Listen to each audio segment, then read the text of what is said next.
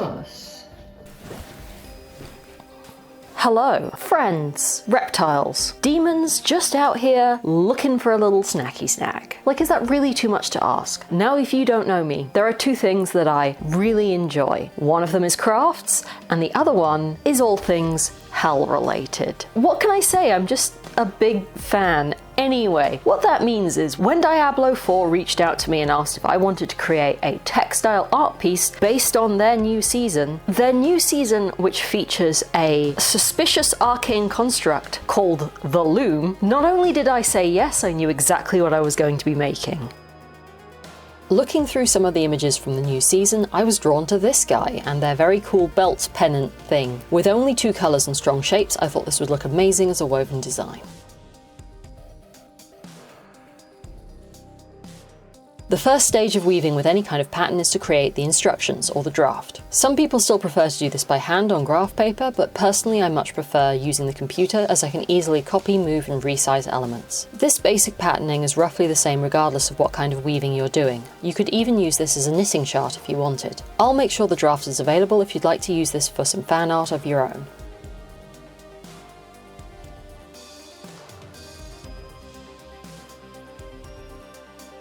I decided I want to use a double-slotted heddle to weave a fine band rather than trying to handle this many tablets. With the draft completed, it was a massive 33 pattern strands wide, much bigger than any of the heddles I already had, so the next step was to 3D print a big enough heddle. The heddle had to be printed in sections over the course of several days due to its size, and then each section had a connector glued top and bottom to hold it together. I went with PLA, which did not give the best quality print, but because I suspected the heddle would need to flex and bend a lot, I wanted a material with plenty of give in it.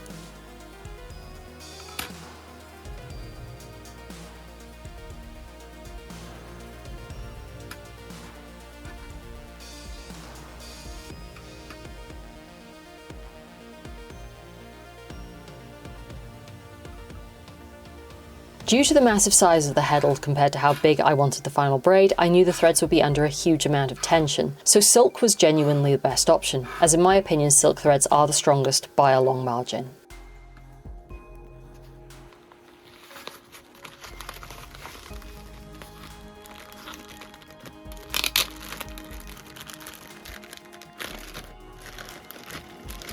The pattern yarn needs to be thicker than the background yarn, so I ordered a golden yellow in 60 count silk thread and 2 different shades of purple in 36 count silk thread from De Vere yarns.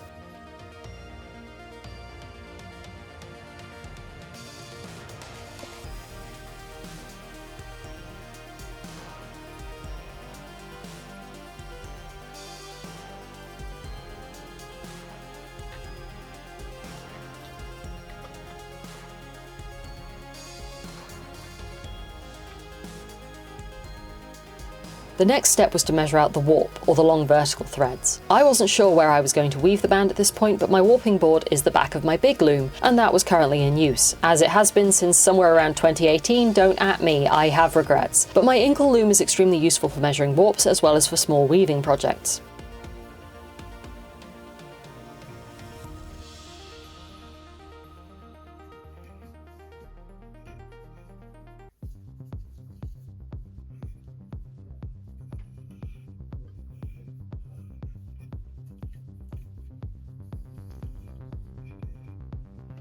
I'm measuring out the longest possible warp on the Inkle loom as I wasn't sure whether the braid would work correctly first time. As it turns out, an excellent idea, as I had more than a few false starts.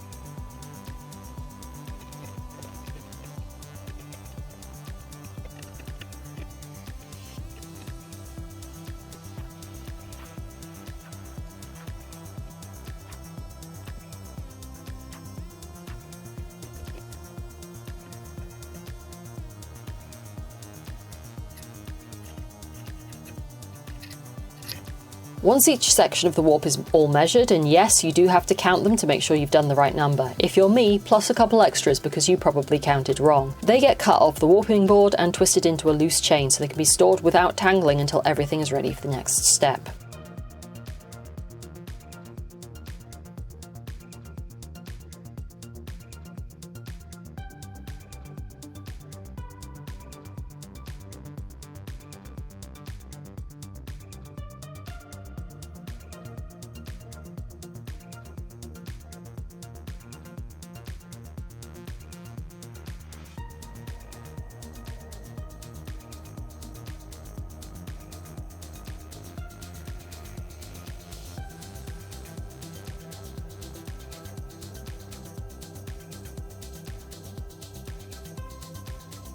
Now it's time to thread the heddle with the warp. The heddle threading hook is yet another sufficiently strange fibercraft object that it should probably be worth pub quiz points somewhere, but it's ideal for its job, which is pulling each individual warp thread through its designated space.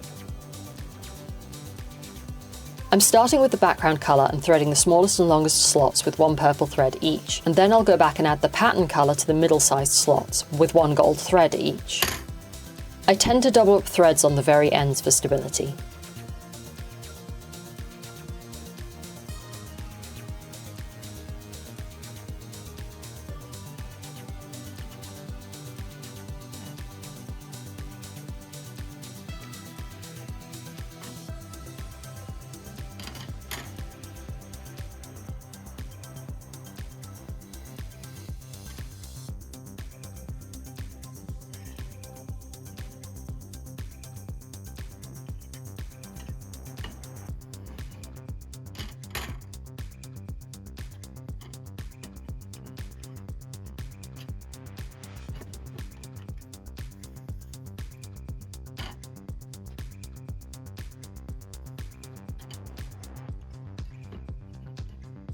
This is one of the more tedious parts of the weaving process, and believe me, that's saying something, but it is very satisfying watching it back.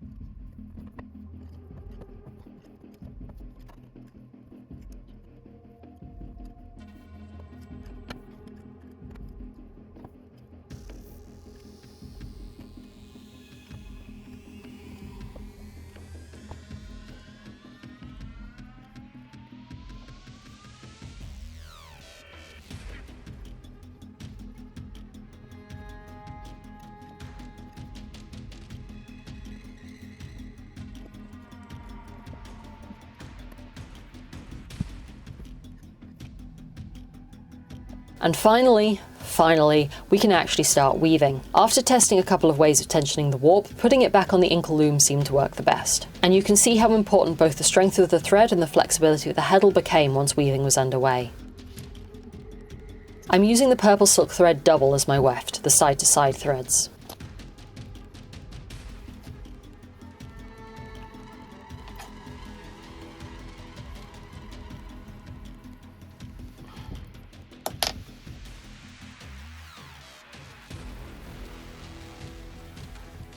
Weaving with a double-slotted heddle involves counting the gold-coloured pattern threads and making sure that, as well as the regular alternating pattern of under-over-under with the background threads, you're going under the correct pattern threads for that line of the draft and over the top of all the others.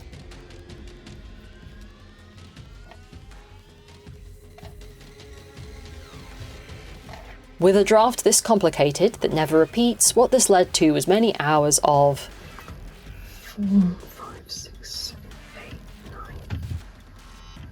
8, 9, 10, 11, 12,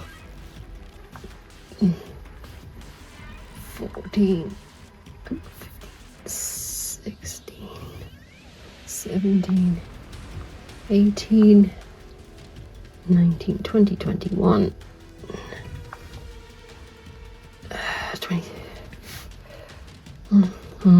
4.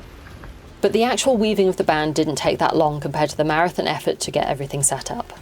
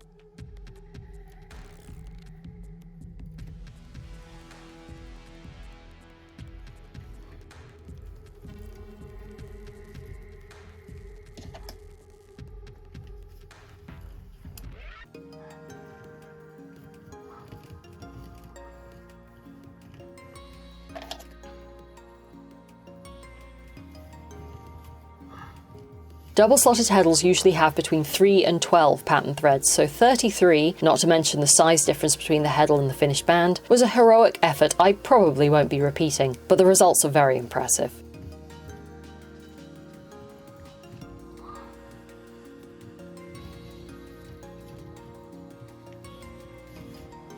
Given how awesome the braid was, I wanted a suitably impressive way of displaying it, and looking again at the reference images, I thought the vault design would make a great backdrop.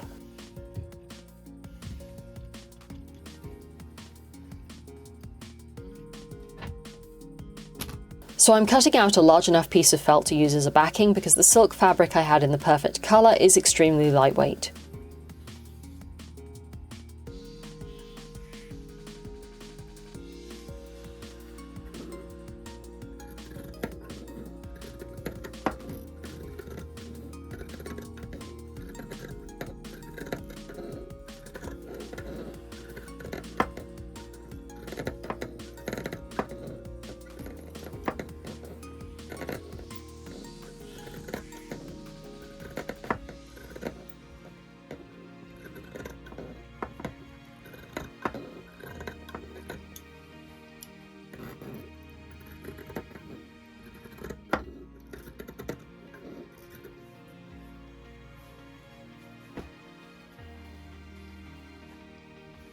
The felt will prevent the silk stretching too much or from the threads collapsing together under the tension of the embroidery.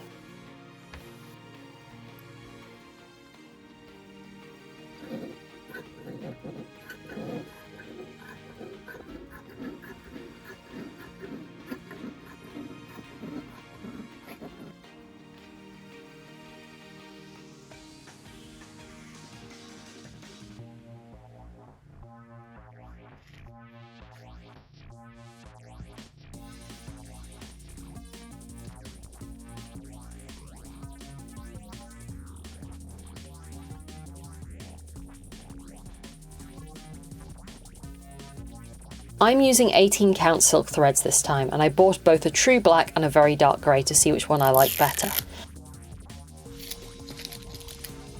I ended up going with the black.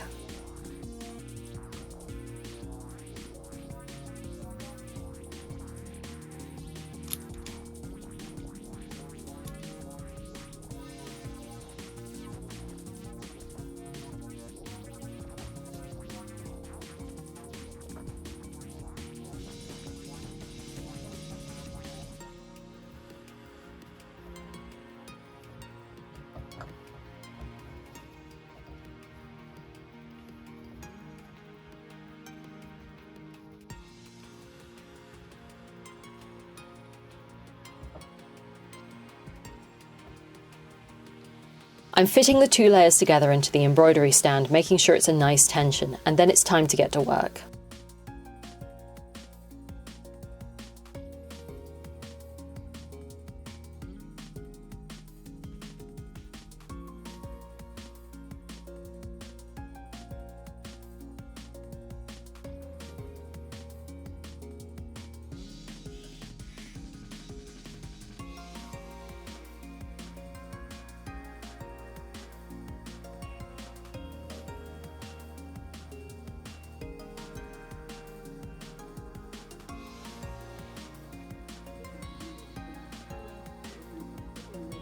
I really only used two simple stitches, a chain stitch for the heaviest lines and a simple back stitch for the finer ones.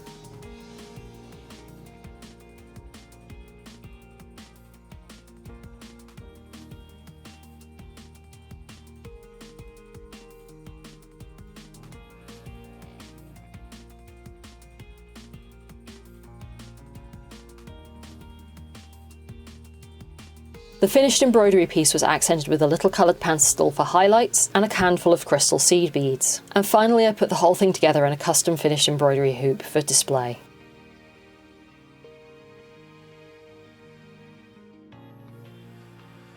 I'm really happy with how this came out. It uses several different fibre techniques and two different colour palettes, but because all the materials are silk, they look really cohesive and beautiful together, especially in the low light of an ominous dungeon.